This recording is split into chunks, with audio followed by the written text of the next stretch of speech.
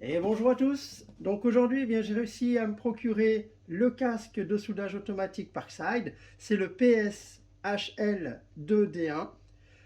Il est assez intéressant parce que pour moins de 25 euros, eh bien, comme c'est précisé en utilisation, c'est pour tous les travaux de soudage courant. Le temps d'obscurcissement, il est quand même plutôt pas mal. Et le niveau donc de protection DIN c'est 59913 et protection UVIR c'est en DIN 16.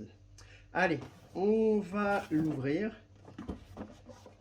Donc pour ce soir, eh bien, ça va être juste un déballage et on aura l'occasion de le tester d'ici quelques jours. Eh bien, quand j'aurai le fameux poste à souder qui sort juste en magasin en France, le PIF DS. En 120 ampères. Alors déjà, il a un super look. Donc ça, c'est déjà la première chose.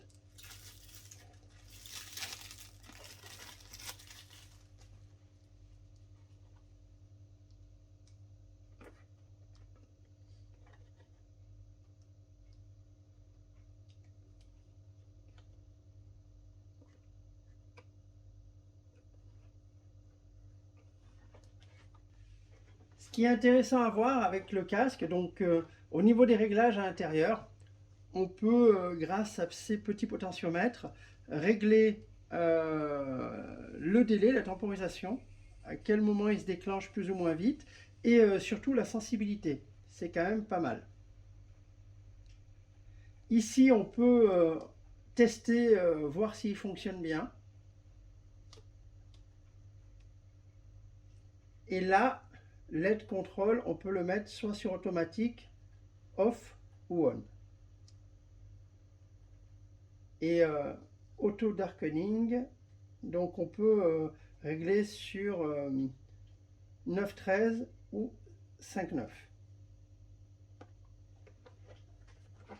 Et là, ce qu'on va faire, je vais présenter le casque sur ma caméra et ça va permettre de faire un essai, de voir comment il fonctionne.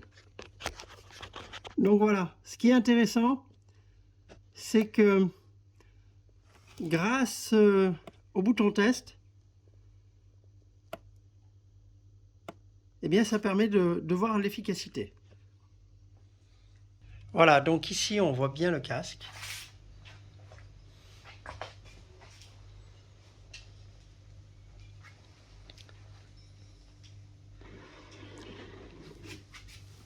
Ce petit bouton est très pratique. Ça permet justement de passer en position grind. Ça permet en fait de désactiver l'obscurcissement automatique. Et justement, ici, lorsqu'il est activé,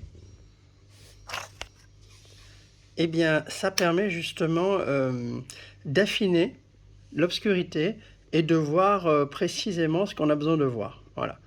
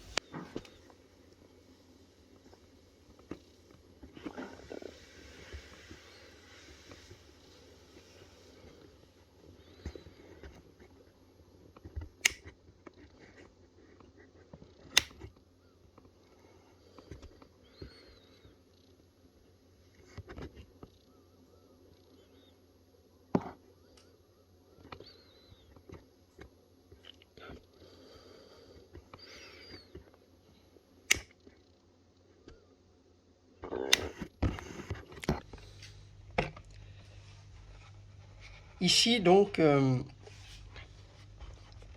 on est au niveau de l'intérieur.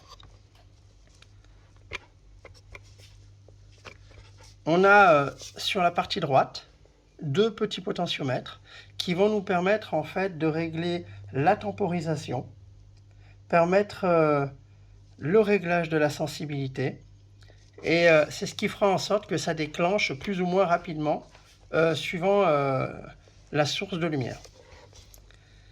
Ici de ce côté-là, on a le LED control qui peut être soit sur off, automatique ou on. Et ici sur la gauche, eh bien, on a la partie réglable de protection DIN et de 5.9 à 9.13. Et là, la position test. Donc ici, on a le témoin pour le batterie faible. On peut régler le casque très facilement.